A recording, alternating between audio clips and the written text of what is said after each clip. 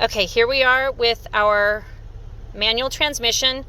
I have it in high right now because it's always in four-wheel drive. You always want it in high when you're just driving normally down the road, normally down the freeway. This is high lock, neutral, low lock. I'm going to show you what each one of those does really quickly here.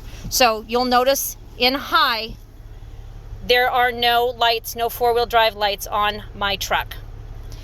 When I move my shifter to high lock, you will see that the center differential comes on. Okay, that is distributing the power from the front to the back evenly so that you're not giving more power to one side or the other. And the VSC, which oh my gosh, vehicle stability control, that's going to keep you from losing control of the vehicle, swerving around. That went on yesterday, Haley, when my tire blew. The VSC took over and kept control of my truck. Okay, so those are the lights that'll be on in high lock. All right, then you bring it over and it's in neutral. Right here, it's in neutral. You can feel it's in neutral. And I pop it up into low lock. So it's all the way pushed up. Now it's in low lock. All right, you'll see in low lock, my A-track is on. Now, my buttons down here, I always have my A-track button in. Okay, I never take it off. I can take it off. If I unplug it, you'll see another light comes up above the VSC, which is like an anti-swervy thing. I have no idea what that light's for, but I can follow up with that one. But I always leave my A-track on because it only comes on when I put it into low lock anyway. All right. Now I can also turn on my rear differential locker. My rear differential locker, you'll see, is red. Okay. Also turns on the ABS. The ABS is the anti-lock braking system. And the rear differential locker, what that does is, and if you look really closely, you can see, you'll probably need to do this on yours because it's not showing up. Oh, there we go.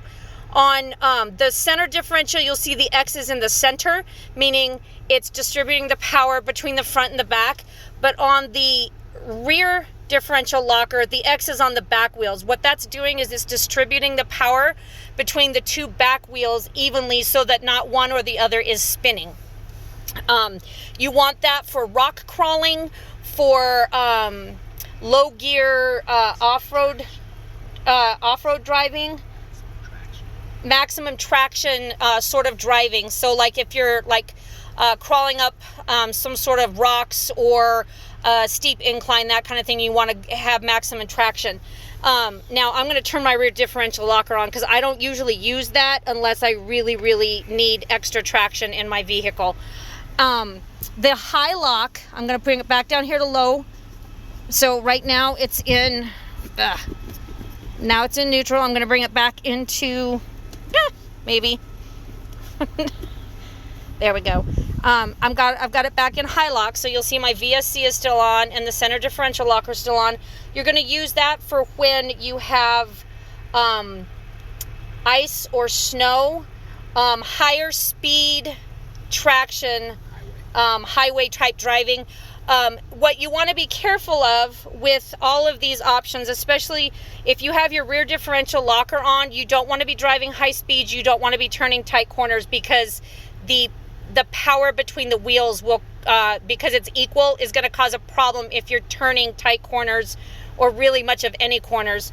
On the high locker, the high L, not the H, but the high lock, you can do higher speeds if you're driving straight, but not if you're doing a bunch of turning. You will feel it. I have driven at, not realizing I had my high lock on.